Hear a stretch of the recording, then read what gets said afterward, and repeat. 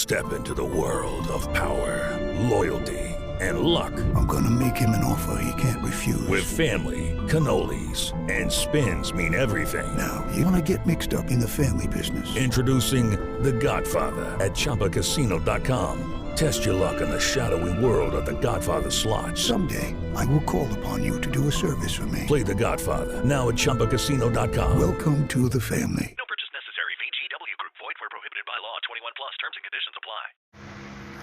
Bien, el mensaje de hoy se titula El pecado del sectarismo. El pecado del sectarismo. El apóstol Pablo, desde la iglesia primitiva, habló de este pecado. Y un pecado tan grave como los otros pecados. Vamos a ver en qué consistió ese pecado y por qué el apóstol Pablo alertó a la iglesia y a los líderes sobre este pecado grave en la iglesia que se llama el sectarismo. Para ello, primeramente, vamos a leer Romanos 8, capítulo 16 y 17.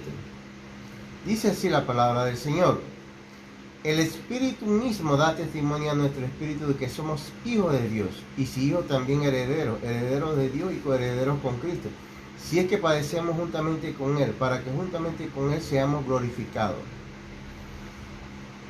Muy bien, el apóstol Pablo aquí exhorta a los hermanos de Roma, diciéndoles que deben tener confianza en que son hijos de Dios. Pero cuando uno dice que uno es hijo de Dios, alguien siempre puede decir, bueno, te estás engañando. Pero dice el apóstol Pablo que el Espíritu Santo que está dentro de nosotros, fíjese, ¿quién es el que da testimonio de que yo soy un verdadero hijo de Dios? ¿Un predicador? ¿Un pastor? ¿Un líder? ¿Qué dice la Biblia? La Biblia dice que el que da testimonio de que soy un hijo de Dios es el Espíritu Santo. Más nadie. Es decir, un predicador o un pastor o un líder puede venir y decir que no, tú no eres hijo de Dios. Pues, a mí me debe tener sin preocupación eso, porque el Espíritu Santo que está en mí es quien me dice si yo soy o no soy hijo de Dios. Y por consiguiente, si soy hijo de Dios, dice, soy heredero. Heredero de Dios, coheredero con Cristo.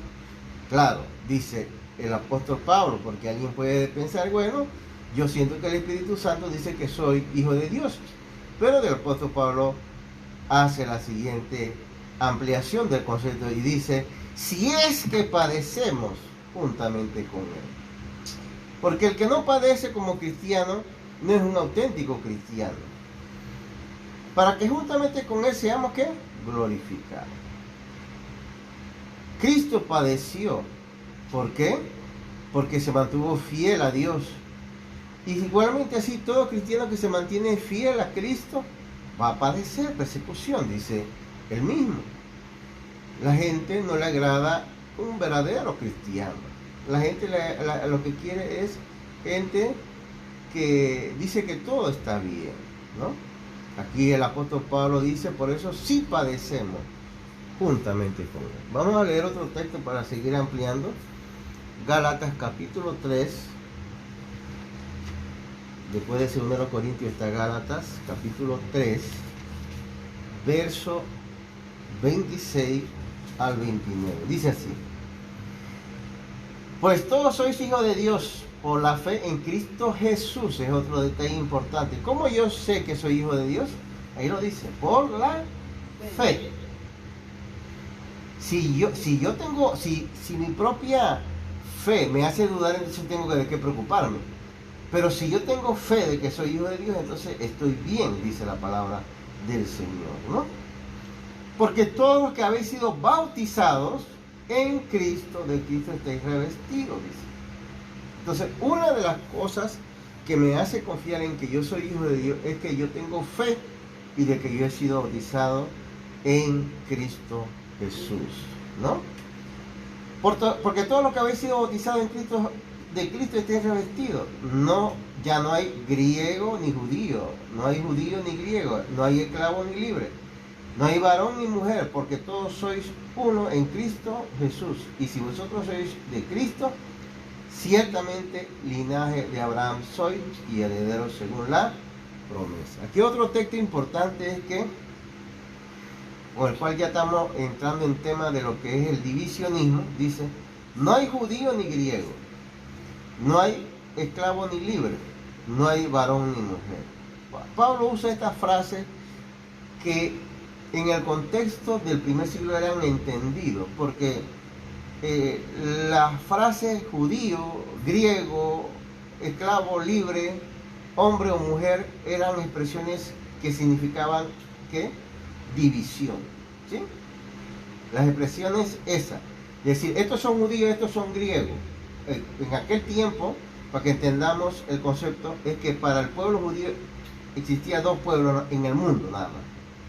Ellos eran los judíos y todos los demás, todos los demás, hasta los que estaban en la India, ellos le llamaban griegos. Ellos hablaban de judíos y griegos, ¿no?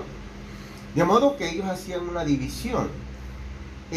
Había otra división, o eras libre o eras esclavo, pero no existía unidad en ese sentido.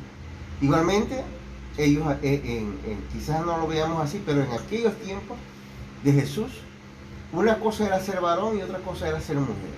La mujer era considerada un asunto de quinta categoría. Por consiguiente, había una clara división entonces cuando se hablaba de varón y de mujer. Pablo habla entonces que los que somos hijos de Dios por la fe en Cristo, no podemos hablar en estos términos que dividen. Estas formas de hablar dividen. Y si nosotros hacemos una aplicación al día de hoy, sería igual como si hoy habláramos de iglesia de negros y de iglesia de indígenas, porque sería el mismo espíritu sectario que el apóstol Pablo condenó. O iglesias de pobres e iglesias de ricos, o iglesias de profesionales, sería hablar con el mismo sectarismo que Pablo condenó. Seguimos viendo otro texto. Juan 17 ahora. Juan 17. El Evangelio de Juan, el libro de Juan grande, dice. Juan 17, verso 9 al 12. Dice así la palabra de Dios.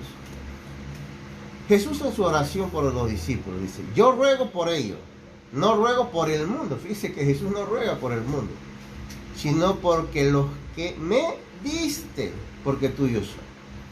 Y todo lo mío es tuyo y lo tuyo es mío. Y he sido glorificado en ellos. Y ya no estoy en el mundo, mas estos están en el mundo. Y yo voy a ti. Padre Santo, a lo que me has dado, guárdalos en tu nombre, para que sean, que dicen, uno, así como nosotros. Aquí Jesús nos muestra claramente que siempre el sentido de que sus seguidores sean uno, de que haya unidad, no haya ningún tipo de división por clase social, por etnia o algo por el estilo. Estas formas de sectarismo dividen y crean problemas en la iglesia y dejan mal a Cristo, porque Cristo habló de unidad, ¿sí? Vamos a seguir viendo que el sectarismo, la división, divide y es pecado. ¿Dónde lo dice la Biblia? La Biblia vamos a ver varios textos que nos muestran con claridad que Cristo condena este pecado grave en la iglesia. Vamos a ver primero Gálatas, capítulo 5. Gálatas, capítulo 5.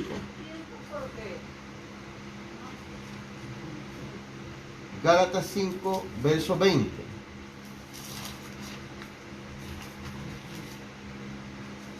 Dice así. Gálatas 5, verso 20. Vamos a ver qué nos dice la palabra del Señor. Sí, Gálatas 5, verso 20. Dice así: idolatría, hechicería, enemistades, pleitos, celos, iras, contiendas, disensiones, herejías. Ahí claramente el apóstol Pablo condena la división, el sectarismo. Cuando dice en esta parte enemistades, pleitos, celos, ira, contienda, disensiones, tiene que ver con división, con sectarismo, dice otra versión bíblica, herejías. Entonces, el apóstol Pablo no solamente habla de fornicación y adulterio, como algunos nada más se centran por ahí, o en idolatría, o en brujería. El apóstol Pablo aquí habla de la división como pecado. Y fíjese lo que dice al final del capítulo 21. Dice: acerca de los cuales os amonesto, como ya os he dicho antes, que los que practican tales cosas no heredarán el reino de Dios. El divisionista, el sectario, no heredará el reino de Dios.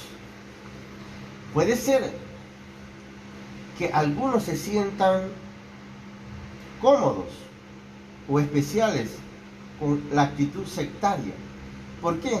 Porque el sectario primero asegura que tiene la verdad. La conducta sectaria es así.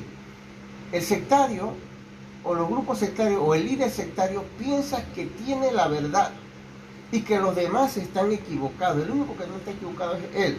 Esa es una actitud sectaria. El otro tema del sectario es que siempre ve en los demás defectos y no ve defectos en él. Así son los sectarios. El sectario se siente especial y ve que los demás lo subestiman, lo ve como lo peor. Así es la actitud de sectario. ¿Será cierto lo que estoy señalando? Vamos a ver algunos ejemplos bíblicos de personas que el apóstol Pablo y Juan condenaron por su conducta sectaria. Vamos a ver dos casos. Primero a los Corintios, capítulo 1. Primero a los Corintios, capítulo 1.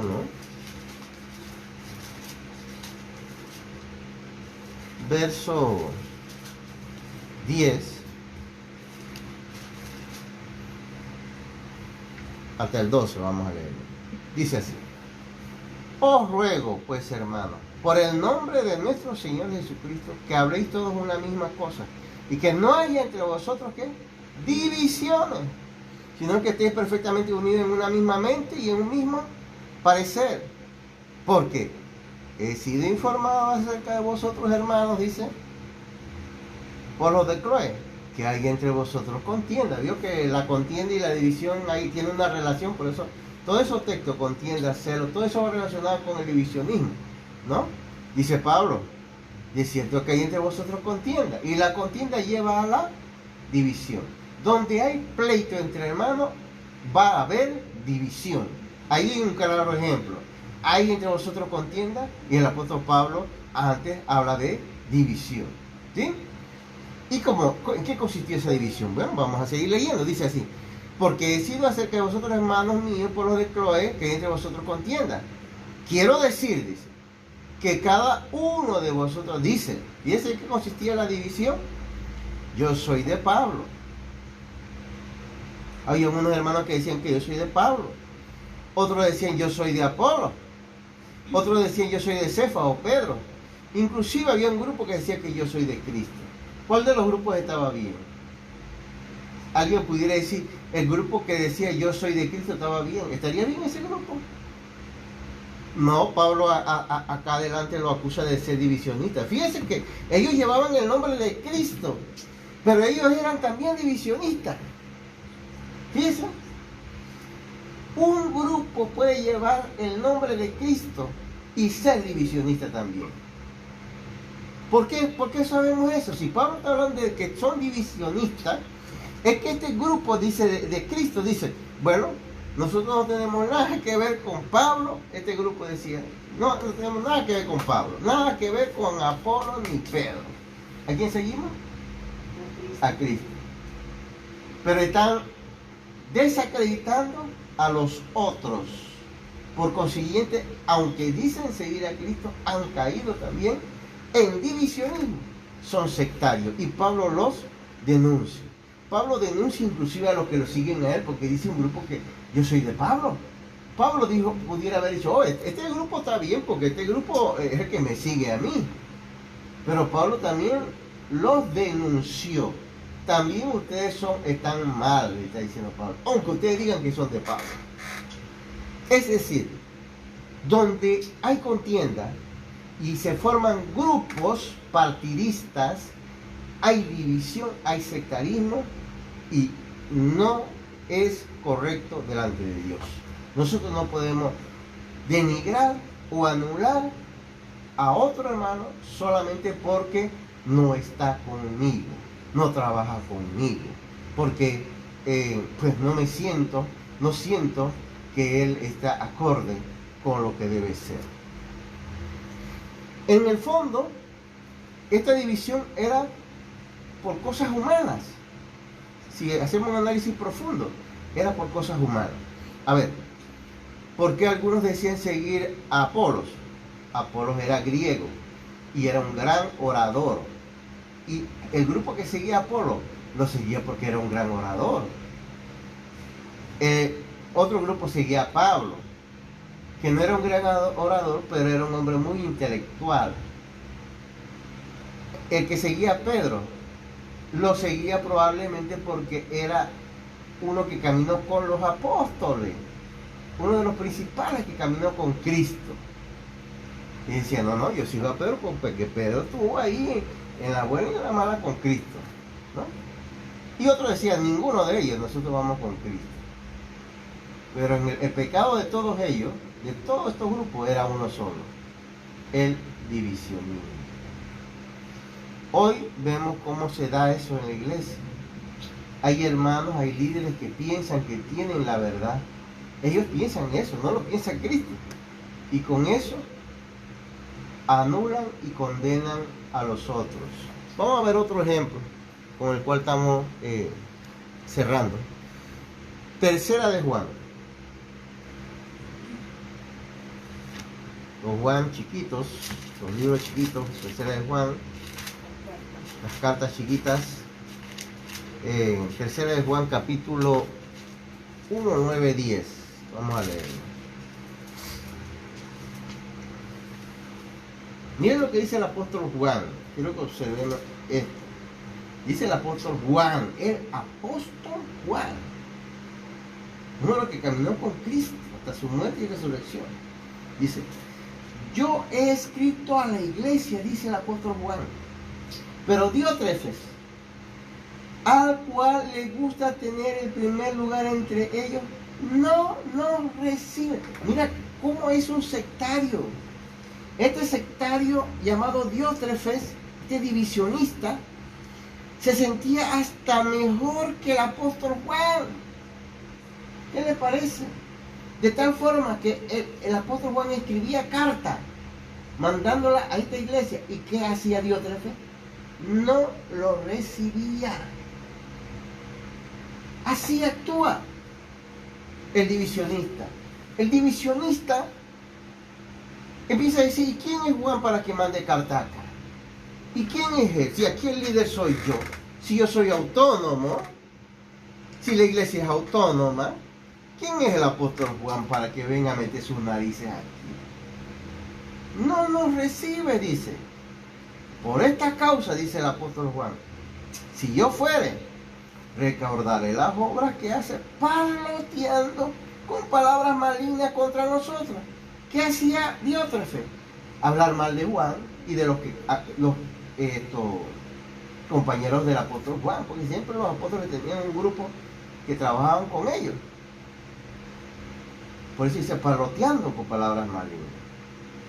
¿Qué cosas, qué defecto? Imagínense, yo a veces me quedo pensando, si en nosotros encuentra defecto, no nos debe preocupar, porque este Diótrefes, ¿qué cosa maligna no dijo del apóstol Juan? Fíjense, un hombre que fue encarcelado por seguir el ideal de Cristo. el apóstol Juan. Y este señor Diótrefo, este líder,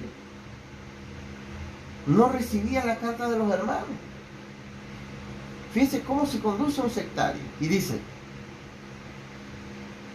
y no contento con estas cosas, no recibe a los hermanos, y a los que quieren recibirles se lo prohíben y los expulsa de la iglesia.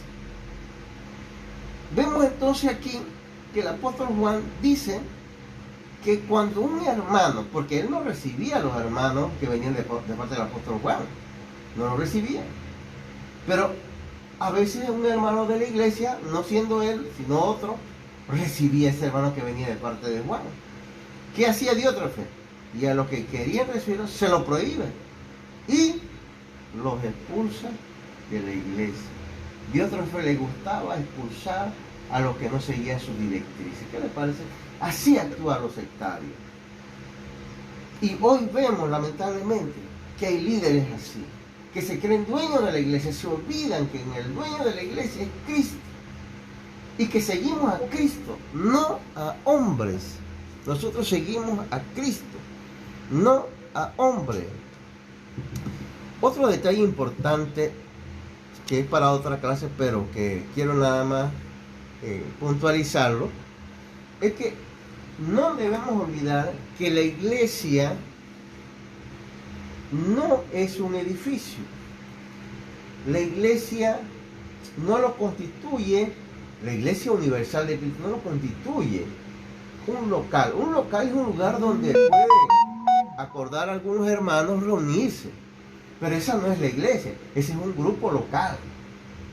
Vamos a ver qué nos dice la palabra de Dios en cuanto a qué es la iglesia. ¿Qué dice la palabra? En 1 Pedro, capítulo 2, está antes de Juan, de los libros de Juan, de las cartas. 1 Pedro, capítulo 2, verso 5. Dice así. Dice así. Vosotros también, se refiere a nosotros, los hermanos, como piedras vivas, sed edificados como casa espiritual y sacerdocio santo, para ofrecer sacrificios espirituales aceptables a Dios por medio de Jesucristo. La iglesia es una casa espiritual. Ojo a esto. La iglesia es una casa espiritual. No es una casa física de personas. No, es una casa espiritual. Porque Dios sabe en lo espiritual quién es de Él y quién no es de Él. ¿No? Eso lo podemos ver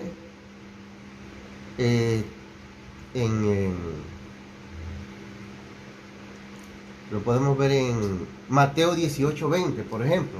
Vamos a leer este último texto. Mateo 18:20. Dice así la palabra de Dios. Dice así: porque donde están 2 o 3 congregados en mi nombre, esto es apela a lo espiritual, allí estoy yo en medio de ellos. Entonces la iglesia es espiritual. La iglesia es una casa espiritual. Los que piensan que es un edificio con los hermanos dentro se están equivocando, porque hay muchas cosas que identifican a la iglesia. No solamente podemos ver un texto más para ayudarnos en Juan 10, el libro de Juan, el Evangelio de Juan 10, nos dice también lo siguiente. 10, capítulo 10, verso 14. Dice así: yo soy el buen pastor. Fíjese, casa espiritual. Yo soy el buen pastor y conozco mis ovejas. ¿Quién debe conocer a los verdaderos cristianos? El pastor, el predicador. El líder, no. Sí, yo no me preocupo por eso dice aquí la Biblia. Yo soy el buen pastor, dice Jesús, y conozco mis ovejas. Cristo sabe quiénes son sus ovejas, los que pertenecen a la casa espiritual. Y hay otro detalle, las mías, las ovejas verdaderas, conocen a Cristo. Por eso es casa espiritual. Porque en una congregación local, probablemente nada más haya 2 ovejas. ¿Y los demás qué son? Cabritos. Porque si vemos el caso de la lección de Mateo, dice que a la izquierda puso ¿qué? Los cabritos. Y a la derecha, las ovejas. En la iglesia, o hay ovejas o hay cabritos. ¿Quiénes son los cabritos? Los que hacen lo que quieren. Todo el mundo, pues Jesús tomó la figura del cabrito porque el cabrito siempre está haciendo lo que quiere, travesura, ¿no? En el campo. Entonces, dice Jesús que Él conoce las ovejas. Porque en la iglesia todos somos hermanos y cristianos. Pero Dios sabe quiénes son las ovejas. Él es el pastor. Y Él sabe quiénes son cabritos. Y están en la iglesia, ¿no? Los cabritos son los que no se dejan pastorear, sino que hacen ellos lo que quieren. Seguimos leyendo en este mismo libro, ahora 27 y 28 para seguir. Dice, ¿cómo sabemos que hablamos de las ovejas que obedecen y los cabritos que no? Dice, mis ovejas oyen mi voz, dice. Esa es la diferencia. El que es oveja, oye la voz. El que no es oveja, sino es cabrito, no oye la voz. Y yo la conozco y me sigue. El que es oveja sigue a Cristo. El que no es oveja, sino cabrito, no sigue a Cristo. Él se sigue a sí mismo. Dice, y yo les doy vida eterna y no perecerán jamás. Ni nadie las arrebatará de mi mano. Por eso es que Cristo habla a través del apóstol Juan de que la iglesia es una casa espiritual. ¿Por qué? Porque el pastor sabe quiénes son sus ovejas y quiénes son cabritos. Los cabritos no son de Cristo. Que Dios le bendiga. Bien, vamos a... Ryan Seacrest here. When you have a busy schedule, it's important to maximize your downtime. One of the best ways to do that is by going to ChumbaCasino.com. Chumba Casino has all your favorite social casino games like spin slots, bingo, and solitaire that you can play for free for a chance to redeem some serious prizes. So hop on to ChumbaCasino.com now and live the Chumba life. Sponsored by Chumba Casino. No purchase necessary. VGW Group. Void where prohibited by law. 21 plus. Terms and conditions apply.